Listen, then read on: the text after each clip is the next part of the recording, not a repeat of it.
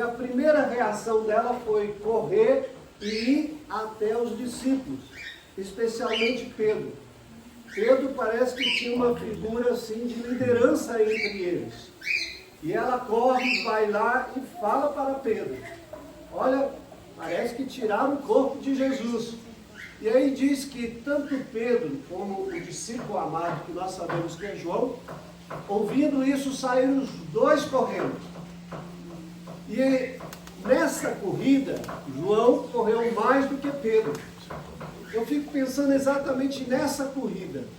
Por que João correu mais do que Pedro? Seria João mais novo? Mais jovem. Seria mais jovem? Ou seria uma outra coisa? Mais magrinho? Bom de andar de bicicleta que só? Era o Vitor. Né? Por que Pedro não correu tanto? Eu não quero pensar agora no porte físico deles. Porque ambos eram pescadores. Ambos faziam, vamos dizer, algum tipo de exercício de buscar, de puxar as redes. Mas eu fico pensando assim, João é chamado o profeta, ou melhor, o discípulo do amor. João era aquele que repousou quando Jesus estava à ceia, a sua cabeça nos ombros de Jesus. E se a gente lê as cartas de João é cheia de palavras de amor. E quem escreveu o versículo Deus amou o mundo de tal maneira foi João.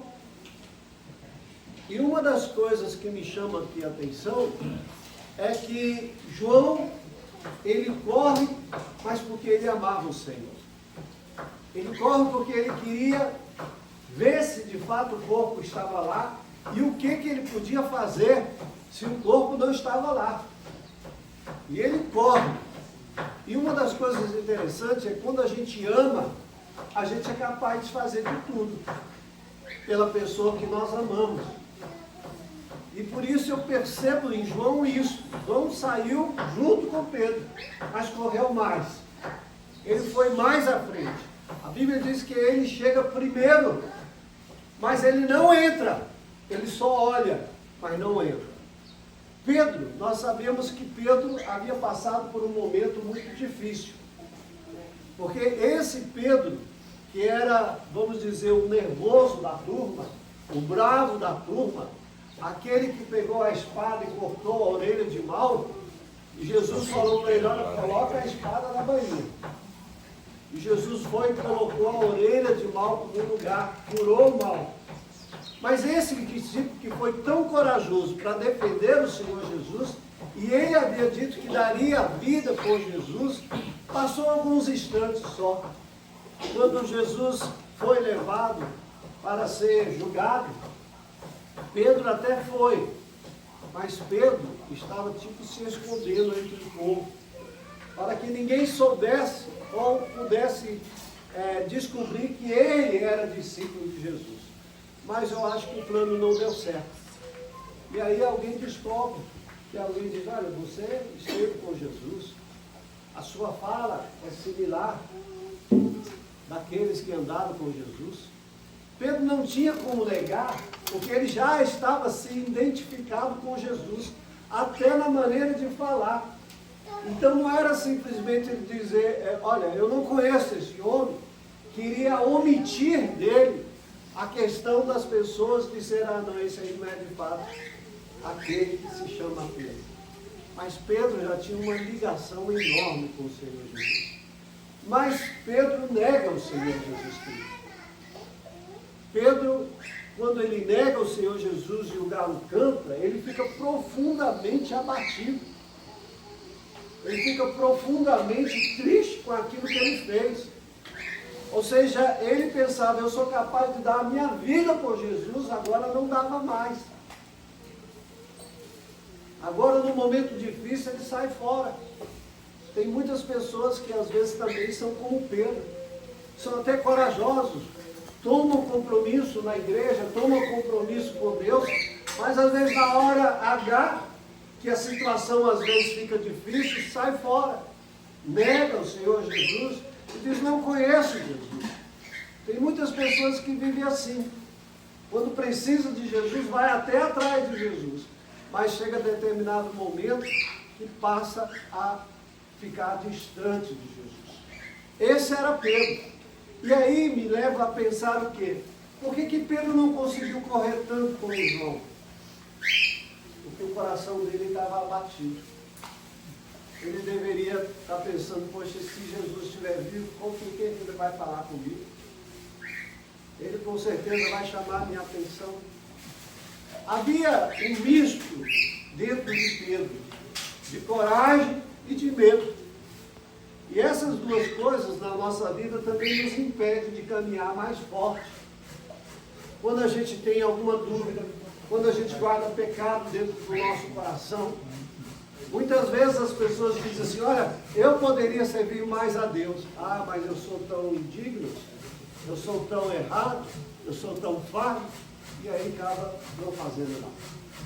Estas coisas vivendo dentro do nosso coração atrapalham o nosso caminhar cristão, atrapalha da gente estar mais perto de Jesus. Quanto mais nós tivermos isso no coração, a gente vai se distanciando de irmãos, a gente vai se distanciando da igreja. Porque existe dentro de nós, por causa da nossa consciência, um peso. Existe dentro de nós, na nossa vida, às vezes uma tristeza. E a tristeza nos impede de fazer as coisas que nós poderíamos fazer, de galgar mais a vida cristã, de estarmos mais perto.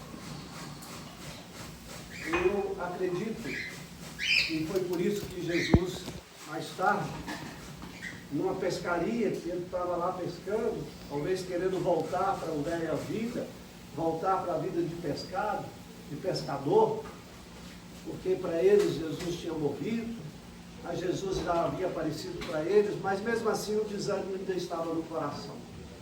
Medo também dos soldados romanos, medo também daqueles religiosos que prenderam e mataram Jesus, e aí eles resolveram voltar para a vida antiga. Mas nos chama a atenção é Jesus.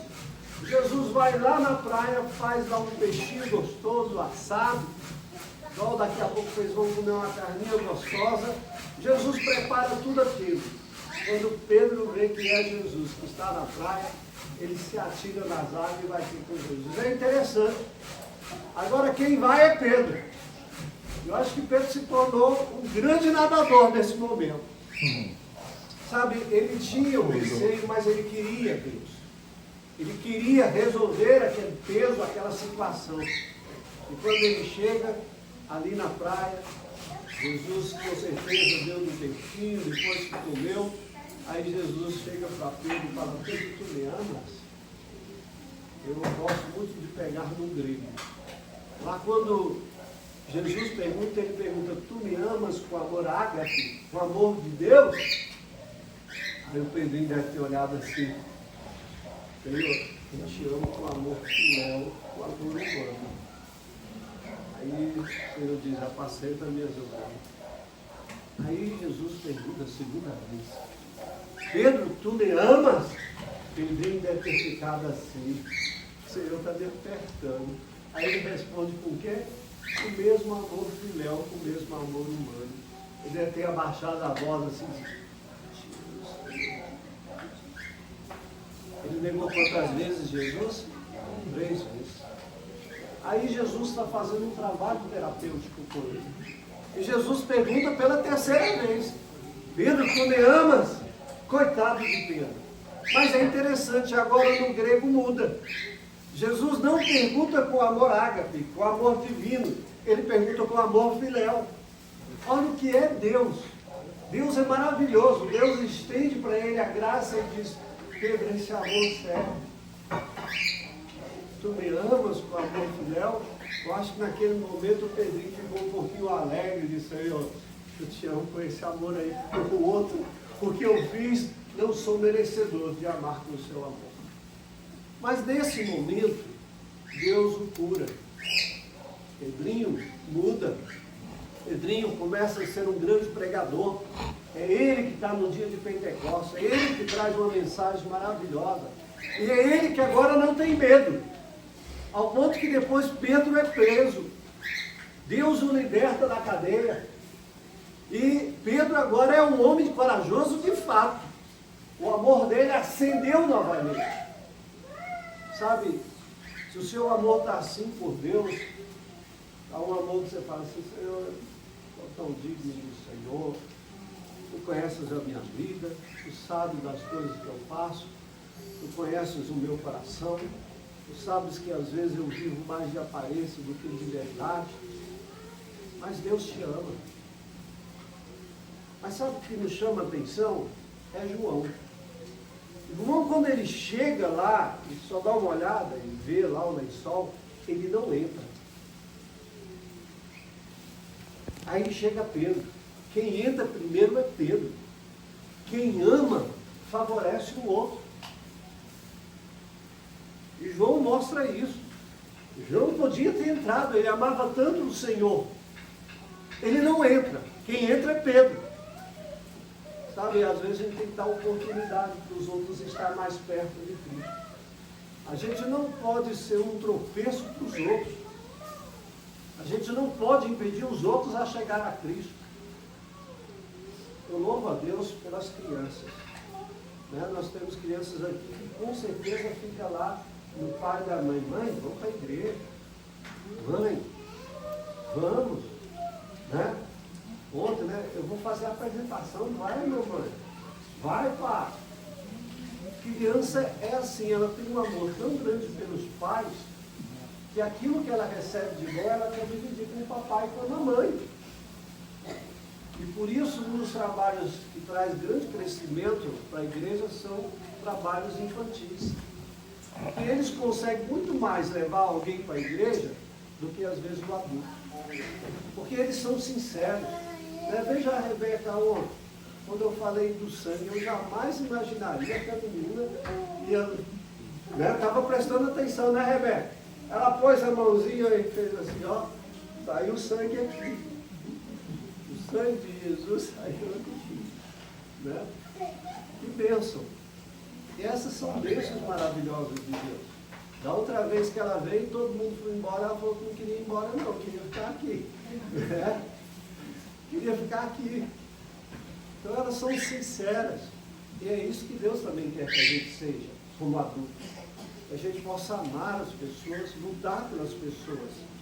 Muitas vezes vai haver diferença entre vocês. Muitas vezes um e outro vai errar. Mas vocês só vão ficar em cima do erro. Vocês vão olhar para uma pessoa e falar, não, essa pessoa errou comigo, eu não converso com ela, eu não me entendo com ela, ó, ela lá e eu aqui. Irmãos, o verdadeiro amor de Deus não fez isso. Deus poderia ter feito isso, ó, vocês aí na terra se viram. Vou mandar nada para vocês, mas Deus mandou Jesus por amor a nós. Como João descreveu, Deus nos amou de tal maneira que deu o maior de todos os presentes para nós, que é Jesus. E aí eu pergunto, como é que está o seu amor? O seu ódio é maior? O seu rancor é maior? Eu sempre digo o seguinte, alguém errou com você, foi quando? Ah, tem um mês, tem 2 meses. Isso significa o quê? Foi no seu passado? Foi. Então lembre, passado é passado.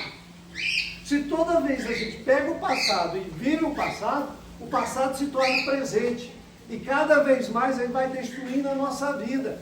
Por isso que passado é passado. Ou nós deixamos no passado, ou vivemos no passado. E o nosso futuro será um passado eterno. Por isso que lá em 1 João diz, se confessarmos os nossos pecados, Ele é fiel e justo para nos perdoar. Deus nos perdoa. Se alguém tem motivo de queixa contra outra, e a Bíblia nos fala sobre isso, a gente tem que perdoar. Porque se você não perdoa, todas as vezes que você encontrar aquela pessoa, você vai passar distante. Mas se você perdoar e ela continuar de cara feia para você, problema dela. Você agora está em paz. E por isso, nós lembramos exatamente, João não entrou. João deu oportunidade para Pedro. Pedro entra. Pedro era o que era o mais ferido. Pedro se feriu a si mesmo quando ele negou. Pedro é que tinha maior dor no coração. E nos diz a palavra de Deus uma coisa interessante. Após Pedro ter entrado, no versículo 8 diz assim: então entrou também um outro discípulo, que chegara primeiro ao sepulcro, e viu e creu. Até no momento eles não estavam acreditando que Jesus iria ressuscitar. Olha o que o amor faz. O verdadeiro amor crê. Crê. Quantos de vocês talvez amando alguém, gostando de alguém, e essa pessoa te decepciona? E às vezes mesmo assim você continua gostando dessa pessoa. O amor é interessante. E por isso que dentro do casamento tem que ver amor. Porque se não houver amor, o primeiro erro é você para lá e eu para cá. Mas o amor, a Bíblia diz que o amor é capaz exatamente de fazer com que milhares, multidões de pecados sejam destruídos. E é isso que faz um casal todos os dias conviver de novo. Errou? Me perdoe. Eu te perdoo. Vamos lutar. O amor faz isso. O ódio não. O ódio destrói mais. E aqui a gente aprende exatamente com o João. Seja um discípulo de Jesus de amor. Tira o ódio do coração. Tira os rancores. Deixa o passado no passado. E viva livre no seu presente, porque foi isso que Cristo trouxe na cruz do Calvário. A verdadeira libertação dos nossos erros. Para a gente ser feliz. Para a gente ser alegre. Para a gente ser uma nova pessoa. E seja assim. Se você é João, muito bem. Mas se você é Pedro, não desista. Não desista. Pedrinho depois vai escrever lá na carta de 1 Pedro sobre o amar a Deus e amar as pessoas com amor ágape. Pedrinho agora deixa o amor filial, o amor humano e aprende a amar com amor ágape. Porque ele viu o seu Senhor amando. Maravilha. Que seja assim nas nossas vidas, irmãos. Que nós possamos aprender com esse texto. No momento tão importante que nós relembramos a ressurreição de Jesus. Jesus está vivo. E Jesus não quer que você esteja morto espiritualmente. Ele veio para te dar vida e uma nova vida. Uma vida prazerosa, uma vida alegre. Não porque você tem as coisas, mas porque Jesus está em você. Amém? Amém. E amém mais fraco. Amém. Amém, Rebeca? Amém?